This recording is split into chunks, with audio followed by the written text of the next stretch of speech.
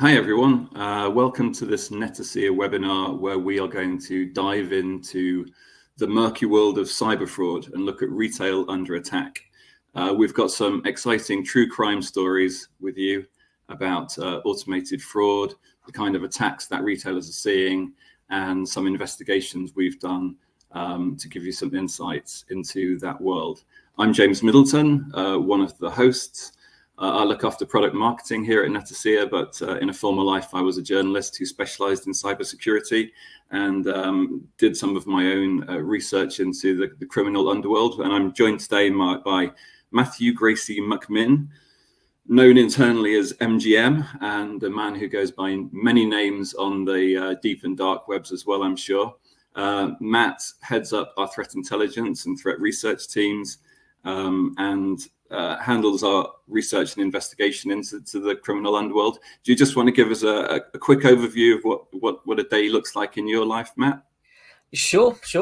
So it's never boring. It's very, very easy. It changes quite a lot, I'll be honest. Very often I have a plan for the day that I set the previous evening, and then I come in the morning and find out we've got to change it. But typically what we do is we spend a large amount of our time monitoring channels. So as you said, we've got lots of fake identities that I and my team actually use to interact with criminals. So we have about 758 at my last count. Fake identities that we use to interact with criminals and so forth. And these are basically used to monitor about 3,000 sources of intelligence. The actual numbers go up and down day to day. As I'm sure you're aware, the dark web is a very fluid environment, and sources come up and down and all sorts. So we're typically around the 3,000 margin. And basically we extract as much intelligence from those sources as we can. And we use that to both improve our internal tooling and defenses and that sort of thing, and also to feed to our customers in order to help them to protect against the sorts of automated fraud we're going to be talking about here today. Okay, perfect. Now, cyber fraud, for those of you who are at the coalface and handle a lot of cyber fraud investigations and defenses, you'll know that it's not actually a hidden crisis. It's something that you're dealing with day in and day out. And it's often a lagging indicator. If you finally discover that you've been dealing with fraud, then it's already been going on for a period of time, and you're looking at something that's happened historically. But there are lots of numbers out there, and those numbers suggest that it's a very big problem, not just in terms of the money you lose to the fraud itself, in this case, 50 billion lost to online fraud in 2024, but for every dollar that you lose to fraud, you pay an additional $2 in making good on that. So that's the additional money in compensating maybe the victims, but you also have your own overheads and infrastructure costs from trying to deal with the problem. And then, of course, there's the reputational damage, which Gartner says for any kind of digital incident is up to 10 times as much as the financial cost. So fraud itself, when you look at the big picture, can be a many billions, even $1 trillion problem. Something else we're seeing that we're going to dig in today is the fact that fraud is becoming, the fraud ecosystem is becoming increasingly complex and sophisticated and organized. And the numbers I spoke about just now, they look at fraud largely within the digital customer journey, so checkout fraud. But there's also another kind of layer to this, which is taking place in the human layer, the soft layer, where you have post-payment fraud and refund fraud, which is also a large problem. And that's something that's happening often outside of your digital systems. That's kind of an indicator of a trend that's taking place, where we are seeing what I call the businessification of fraud. And it's now possible to go online and almost build like your fraud business by using components that are provided to you in terms of applications, services, and intelligence that comes from third parties.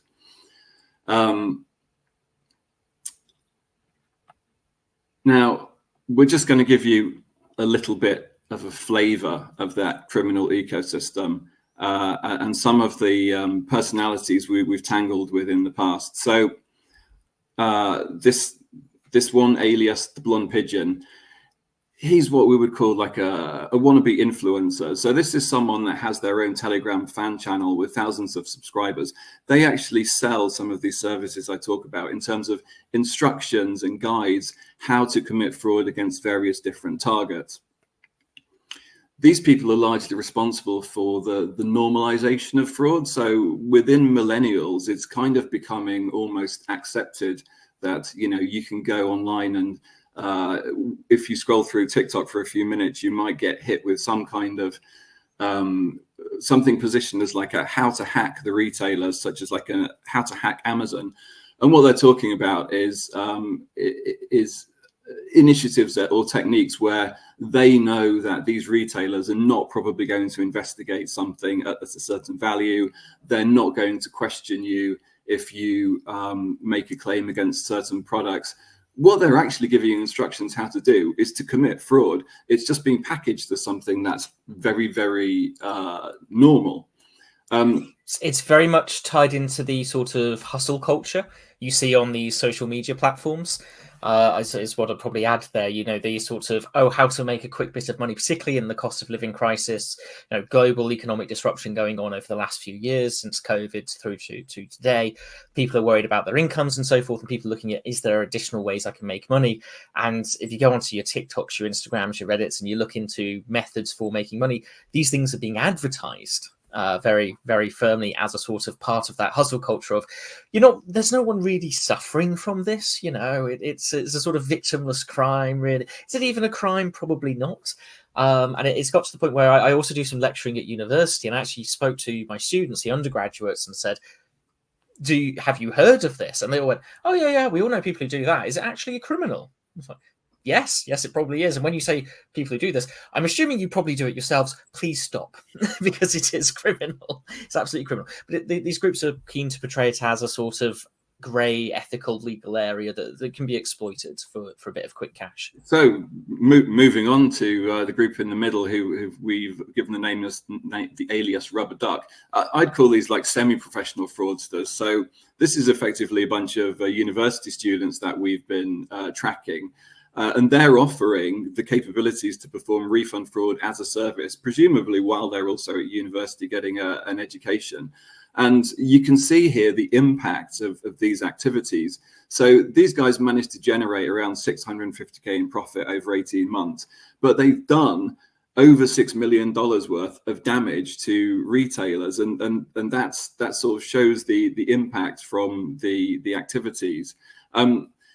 One very worrying trend, which as we move on to the column on the right here, something that we're seeing is an increasing presence from highly organized, very mature organizations, sometimes out of Russia, that actually have links to very serious kind of crime. So if you consider fraud as like a soft crime, a white collar crime, these guys come from a much more mature kind of aspect of the underworld, with links to human trafficking and money laundering and all sorts of very, very bad things. Matt, can you just give us a little bit of insight into this sort of mature, highly operationalized sort of entity? Yeah, absolutely. So it's been quite a rapid development. So typically, if you look back sort of 4 or 5 years ago, a lot of the fraud groups were fairly amateurish. The sort of semi-professional groups you mentioned earlier, the students who did this to make a bit of extra cash, in this case, a lot of extra cash. And as you said, they took a 10% cut, so they did a lot of damage. Those were really the top level of sophistication of groups. A few were a bit more organized or a bit more professional, but really the sort of Rubber Duck were probably in the 80% upwards sort of margin for how sophisticated they were. In the last 18 months, we've started seeing the rise of super sophisticated groups that actually behave like APT groups or advanced persistent threat groups would in traditional sort of cybersecurity attacks rather than fraud attacks. And I suspect actually they may be members of APT groups who've decided to diversify their income streams out of just ransomware and malware, and have realized that actually large-scale automated fraud is another excellent way to make a large amount of money. And what we've seen them being doing is, so one of the members of my team managed to get into one of these groups, which we use as a common example. He joins this group. He went through an application process. He had to go through submitting his CV, essentially a resume that showed off other crimes he'd done. He had to have references from other criminals certifying everything. It was it behaved like a professional company. It had a HR team, had a finance team. It had line management. So once he joined, got in, he was given a line manager who assigned various duties and roles to him. And every day he would be contacted from a new phone number by his line manager and given a PDF document explaining, this is your target for the day, company X in the West. Here is a list of known fraud methods that work on them. And here is your quota of how much fraud you have to do for the day to hit your quota. You get up to your quota, and you get more money if you go beyond your quota and so forth. But the organization takes a cut of the money. And basically, he knew he was working alongside a team of other people, but they had really strong operational security internally, trying to prevent researchers from getting in and getting through and identifying individuals, that sort of thing. But ultimately, obviously, my colleague was unable to perform fraud because it is illegal. We don't allow our staff to do that sort of thing. So very quickly, he was put on a PIP, a performance improvement plan, to try and get him up to the standard expected of employees of this organization. And unfortunately, he didn't pass the PIP process. So he was ultimately he failed his probationary period and was removed from the organization. But it did give us some really good insights. And it's actually just scary how advanced they are. There is a lot of these more sophisticated groups are as advanced as ransomware groups. And as I said, it sort of happened very quickly, to the level where I'm suspicious that we may have actually seen a transition of very organized cyber criminals suddenly realizing these automated business logic attacks that lead to fraud are a really effective way of making additional income. And so they're pivoting or diversifying their income streams to generate more money. Okay. And in terms of, this is just a quick overview of some of the sort of attack types, tactics and techniques that we see.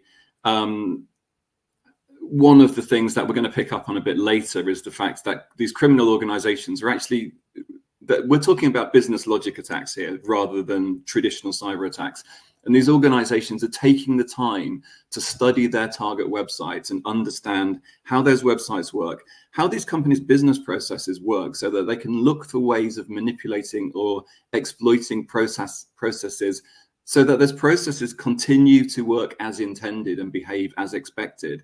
And they can keep their malicious activity under the radar, versus a traditional kind of cyber attack where someone is exploiting a program or an application and making it do something it wasn't intended to do, which is somewhat more obvious. Now, if you're watching this and you're involved in cybersecurity or cyber fraud, you're probably familiar with ATO attacks and carding fraud attacks.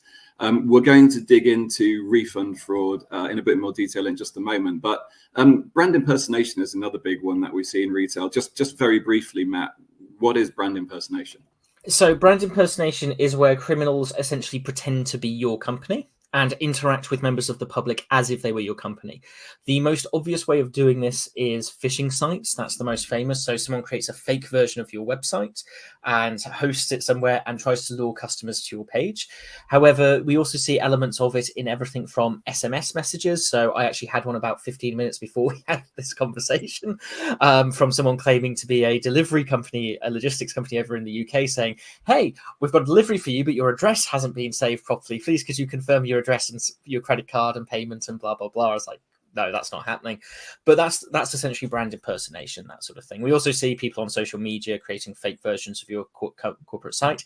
Quite often it's for the purpose of fraud, gathering details and so forth, but it can also just be to cause reputational damage to you and that sort of thing.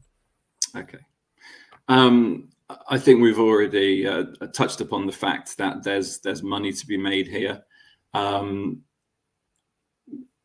It's not uncommon, I believe, for us to see fraudsters, professional fraudsters, taking a 30%, a 35% cut of the value of a product. And if you're talking about something that you can do repeatedly over days, weeks, months, and you're talking about some high value goods, perhaps like consumer electronics, that's actually not a bad earnings for a certain level of risk. one of the other aspects that I think I alluded to earlier that we're going to talk a bit about is the rise of this fraud as a service, and the providers out there, the criminal providers, giving you different aspects of the fraud machine that you can connect together. One of these aspects that we're going to talk about is the insider threat, corrupt members of staff, people on your payroll who are effectively outsourcing their ability to manipulate systems on your behalf, and providing that to third parties who want to take advantage of it. So this 30-35% profit number, is that fairly representative of what we see, and does that sort of signify the level of risk that these people are taking on, Matt? Yeah, so typically, 35% is pretty much typical of what we see, particularly from the more advanced groups at the minute, and that sort of is across the whole range. We mentioned a group earlier, Rubber Duck. They take a 10% cut. That's largely because they do so much of this that they're very, very good, and they've sort of got it almost down to industrial level, so they can undercut their competition. 35% is definitely sort of your average across most sites, though. One of the things we are finding with a lot of these sorts of fraud as a service groups and the way they price their offerings and so forth is they are trying to compete with each other. They are essentially working as businesses, and they have marketing teams, they have sales teams who are trying to roll out social media teams and all sorts, trying to get in front of their customer base. And typically they've realized in their go-to-market strategy that actually previously, if we go back 3 years, they were selling to criminals. Turns out criminals are terrible customers. They have a habit of not paying, and it's a very limited customer base. You can't really expand your market share very easily, which is why, as we were talking about earlier, they're now moving into this social media and trying to appeal to members of the public. And by doing so, they're trying to get people to say, hey, you bought, say, a television off Amazon online for £1,000. Great. We'll make sure you get to keep the TV, and you get 80%, 70%, 65% of your money back. And you'll get to keep the TV. And people are like, great, that's a bit of extra money. Is this a crime? People say, oh, no, it's not a crime. You know how when you buy like a hairdryer for £10 and they don't want it back when you decide you don't want it, sort of thing. And, they say, oh, just keep it. We'll refund you anyway. We just exploit that process. They allow it. It's their own silliness, really. Mm-hmm. But it is a crime. And what they're doing is very, very much criminal in this case. They're essentially industrialized this and doing it on a huge scale. Okay, we're going to dig into some of the kind of fraud initiatives that we're seeing, and there's something I find quite fascinating about this, is that there's this kind of cycle of ingenuity where the red team, the fraudsters, are always looking for more innovative ways to defraud you. And when you're working for a retail brand you're the blue team, you're defending against this, you've got to come up with ever more innovative ways of responding. So in the interest of time, this is a webinar.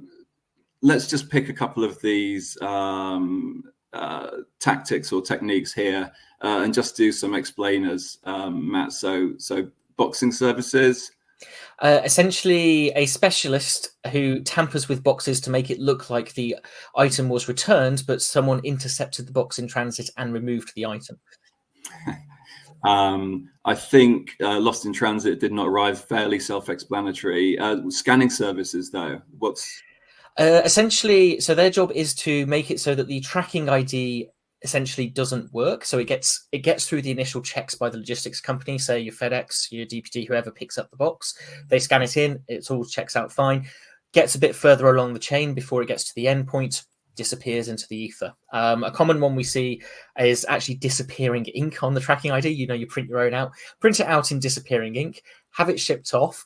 The ink is fine when they scan it in. It gets to the distribution center. They come back to it 2 days later. The ink's faded. They've just got a blank labeled box. They open the box. It's empty. No idea where it's supposed to go. I think, am I right in saying double dip and refund with reshipper are also similar in that you, as a fraudster, you effectively get two ways of making a refund through different channels at the same time? Yeah, exactly that. So double dip is typically you'll try to get a refund from, say, the original retailer. You may also try to get a refund from another retailer you didn't actually buy the item from, but maybe claim you got it as a gift, blah, blah, blah, blah, blah. Alternatively, you may try to get a repayment from, say, your payment card provider, chargebacks through the bank, that sort of thing. And your refund with reship is essentially claiming a refund whilst also claiming a replacement at the same time, and trying to exploit a sort of race condition between the two processes to get both through. Okay, and fulfillment fraud is I guess another kind of aspect of the insider fraud we see, where you have corrupt individuals that often work for like the third-party courier companies or delivery companies that take the stuff from the retailer to the end consumer, and they are in a position to exploit processes within the fulfillment process, which I guess that gives the retailers an even bigger problem in terms of visibility, because it's a third party system, right? Yeah, and that's what we see with a lot of this fraud, is that they're exploiting processes that tend to span multiple companies, or at least multiple departments within the same company. They're looking for the gaps between teams or between companies where they can sort of put a wedge in and try to expand and push their exploit through that gap. It's the gaps they're really looking for. That's where the fraud happens. So exactly as you say, they get an insider at the logistics company and off they go. And finally, the X-ray scanning here isn't actually an insider fraud technique, but it is fascinating because recently we were working with a large US retailer who happens to sell a lot of collectibles, trading cards like Pokemon, Magic the Gathering, that kind of thing. And they were experiencing high volumes of returns and refunds for these card sales, packs of cards. And when we investigated, we found, again, this is a nod to the ingenuity. What, in this case, scalpers, I guess, are doing is they're buying old or decommissioned CT scanning machines, they're called. They're effectively desktop X-ray machines. And they're able to put the collectible trading card packs into the machines and, without opening them, identify whether those packs have high value cards that they can then sell on the secondary market. You know, some of these cards are worth thousands of dollars. And then they just refund all of the stuff that they don't want. For the retailer, that's problematic because they have the overheads of dealing with large volumes of refunds. And I guess for the consumers, this creates an additional problem of they have to go to scalpers to buy desirable trading cards at high prices. And it also means that you have a very low chance of actually getting any of these high value cards from the retailer directly. So it's kind of a lose-lose all the way around. Okay, just to now start diving into how we pick apart these tactics, techniques, and procedures. There are opportunistic fraud attacks that can be executed in a matter of hours, and we do see this. But when it comes to fraud, it's often about the size of the prize, which depends on the amount of effort you put in. And as I said, these guys are now spending a lot of time and effort understanding how your business processes work, whether that's the digital user journey you have on your website, the business logic there, or whether that's about how your fulfillment processes work. And they're looking for opportunities to exploit this. A couple of years ago, we started thinking about this problem and realized that it would be sensible to come up with some kind of attack framework. And in much the same way as you have MITRE ATT&CK and the Lockheed Martin kill chain, which look at traditional cybersecurity attacks and threats, we came up with something called the BLADE framework. I'm going to hand over to Matt here just to give us an overview of what the BLADE framework is, why it came into existence, and how cybersecurity professionals can use it to understand what they're dealing with. Yeah, I'm very happy to do so. It's so the sort of story of its birth is very much a case of I came from a sort of SOC background, incident response background, very accustomed to using, as you said, the cyber kill chain from Lockheed Martin, the unified kill chain, MITRE ATT&CK, and all that, those sorts of tools and frameworks. And when I came into the sort of bot space and the business logic attack space, my initial thoughts were, let's try applying these tools and these frameworks to the attacks we're seeing here. And very quickly, my team and I found doesn't actually work. It was a bit of a square peg in a round hole. We've alluded to this a few times already. Your traditional cyber attacks are trying to make systems do what they're not supposed to, whereas your business logic attacks use the legitimate functionality of your systems to malicious ends. So it's a very different sort of attack. So we went back to the sort of the drawing board, went through and actually mapped out the kill chains. What are the attackers actually doing at each of these types of attacks? Mapped them all out, realized there was huge overlap, and so sort of pulled them all together into what is essentially the Blade framework today. And the idea basically is it documents the stages that an attack goes through. We call them phases. You've got the 6 phases across the top there. You've got resource development, reconnaissance, all the way through to post-attack. An attacker doesn't necessarily have to go through every single phase, and they may not go necessarily left to right, but the typical movement is left to right, and they will typically go through most phases in the course of an attack. And if you go to the website, you'll see within each of these phases, there's a number of tactics. And essentially your phase is what the attacker is doing at that stage. Your tactic is the attacker's objective. What do they have to do to achieve to complete that stage of the attack? So, for instance, it's reconnaissance. It might be finding the target and documenting that. Defense bypasses, figure out a way around the security controls preventing the attack, that sort of thing. And each of the tactics has techniques within it. Each of the techniques is a sort of granular description of a methodology to achieve that tactical objective. And once you link all the stages and all the tactics and all the techniques together, you get the entire kill chain for an attack. So as a defender, you can use this in much the same way as the micro attack framework, as you unify kill chains and that sort of thing, in order to understand what an attacker is trying to do, what stages an attack goes through, what options they have available, and you can start mapping your defenses to the attacks you're sort of seeing in order to understand, here's what the attackers have options to do. You can understand the risk of each of those, the impact of those to your business, which ones are viable, which ones aren't, and then you can start protecting and defending against the viable ones. So it allows you for a much more focused defensive effort, better ROI, much more effective defense as well, and a better understanding of when you're seeing these attacks, you can get a better understanding of what they're doing, what they've already done, what they might do next. Thanks. And just to be clear to everybody watching, so the Blade framework isn't a product. It's actually an open source framework that we developed and is available to anybody on bladeframework.org website. We do have some exciting news coming out about the Blade framework in the near future, which I'm not at liberty to talk about today, but keep your eyes peeled for that. And we will send you some updates and some information about Blade via email after this webinar. So we promised you some true crime stories, and I've got a couple here.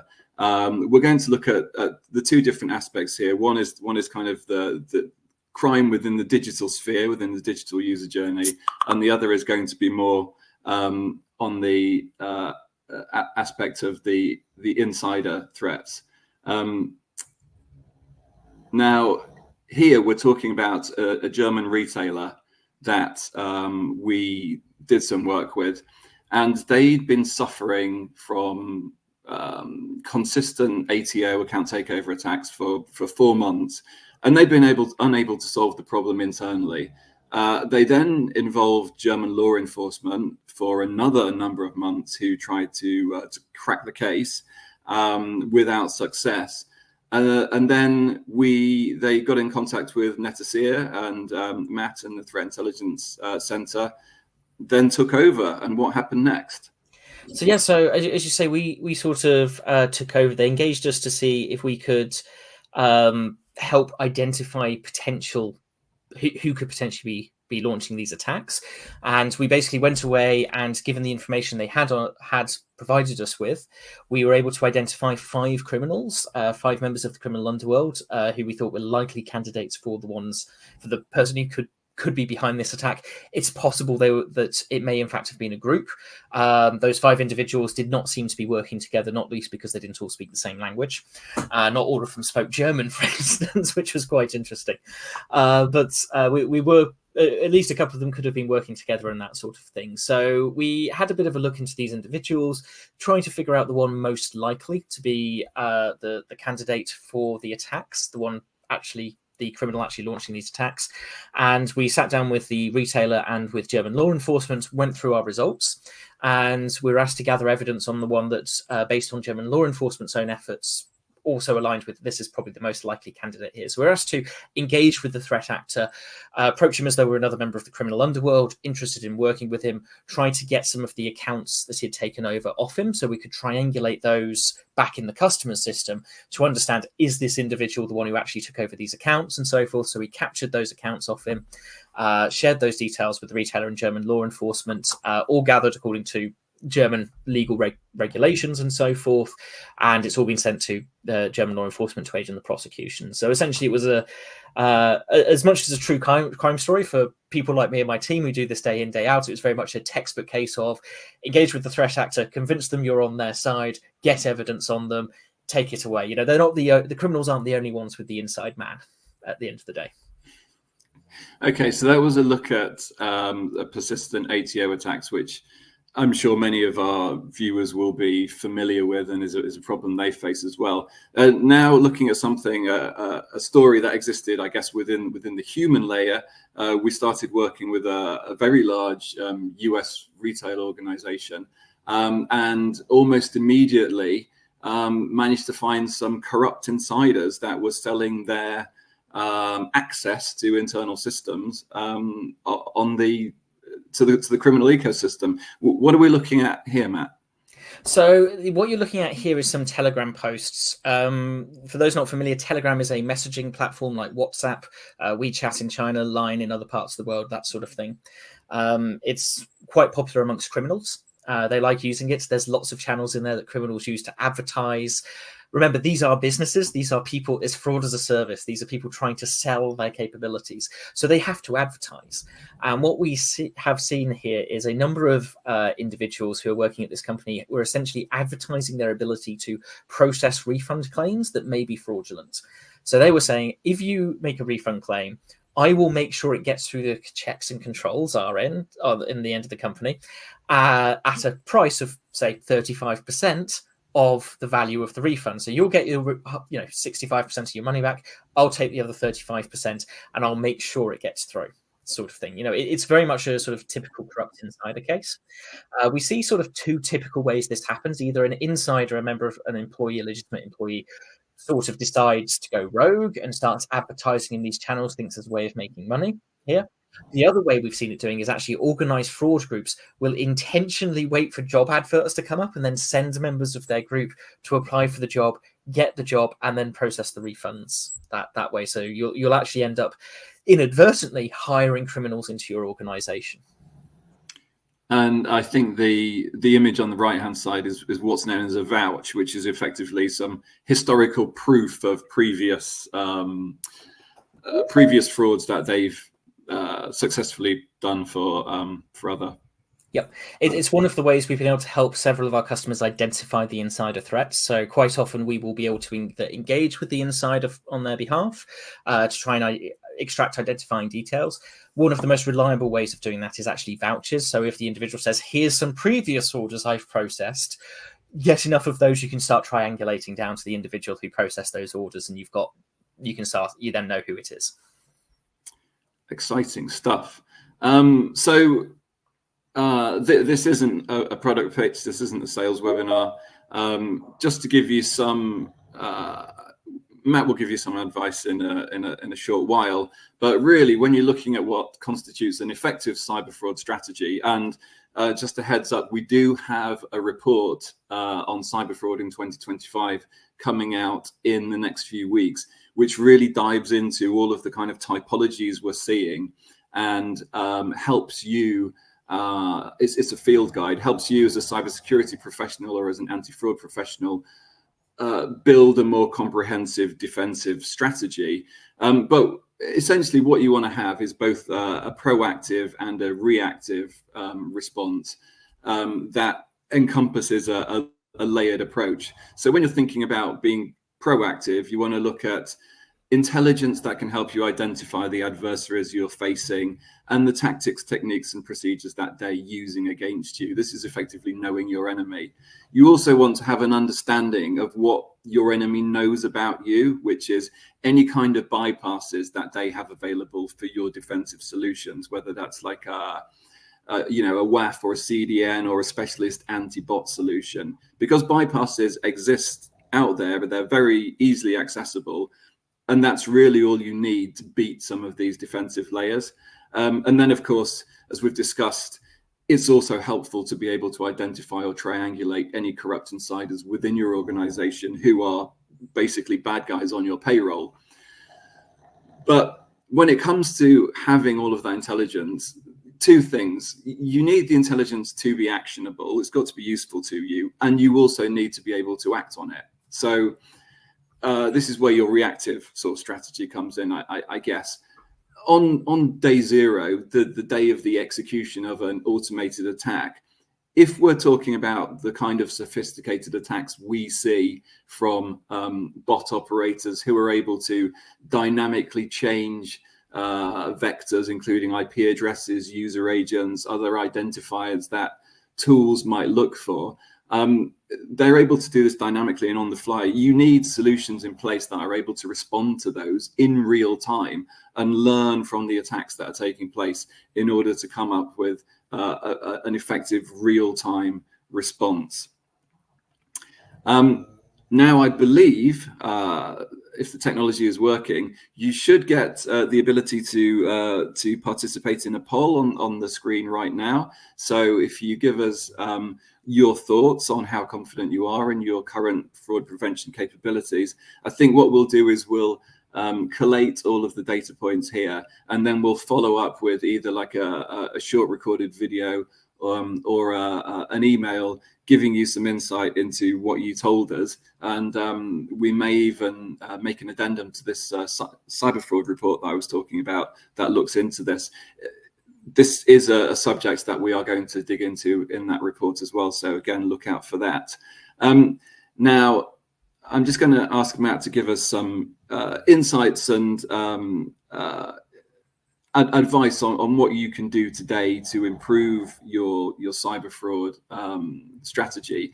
While that's taking place, there should also be a button popping up which it invites you, if you're interested, to apply to have a session with one of our threats intel specialists to talk about the kind of cyber fraud risks you're seeing, and we can give you some insights and advice on how you might deal with those. And perhaps there's an opportunity there for us to go away and dig into providing an actual more in-depth report that we can give you. But Matt, over to you. What can retail businesses do to start shoring up their cyber fraud defenses?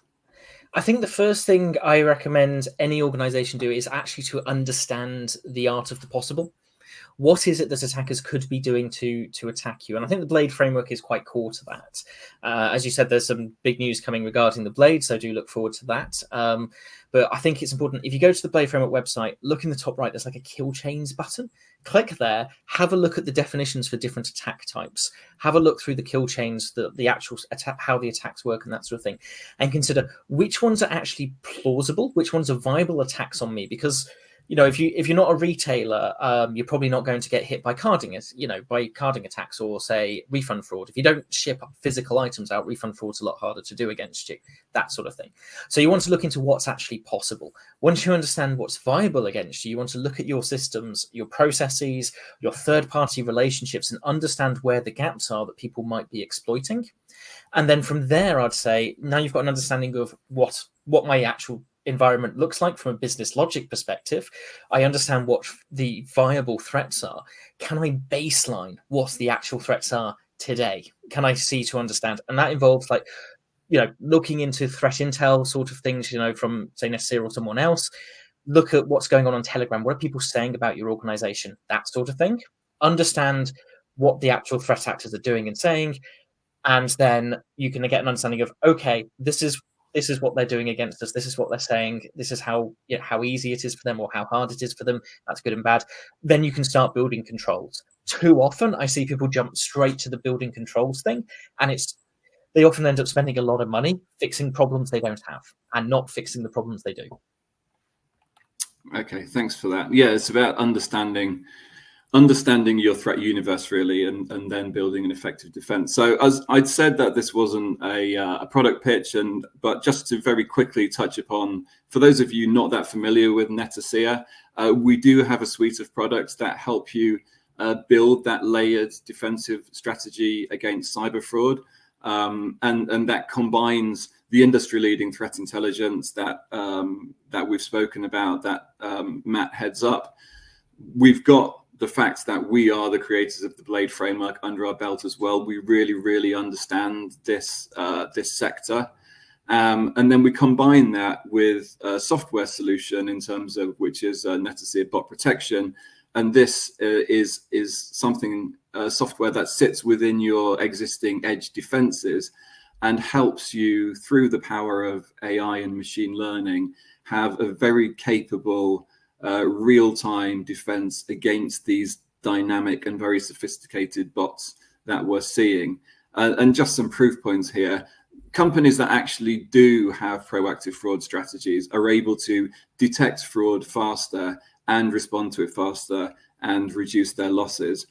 And also those who employ a multi-layered strategy against fraud. So that's all the way from knowing your enemy through to hardening your existing defenses and then being able to detect and respond to those real-time dynamic attacks.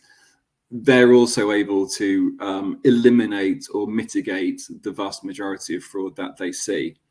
Now, hopefully that was very interesting. I find that a fascinating discussion. Thank you very much for joining us today, Matt. If you check your email, you will receive a follow-up recording of this webinar. This is a series. We will dive into some more of these subject matters in other webinars in the future. But also look out for the information about the poll that we held. We'll talk about that. And also this Cyberfraud in 2025 report that we're going to be publishing very, very soon. I'd just like to thank you all for taking the time to join us today. Hope you found that interesting and look forward to talking to you again in the future. Thanks all.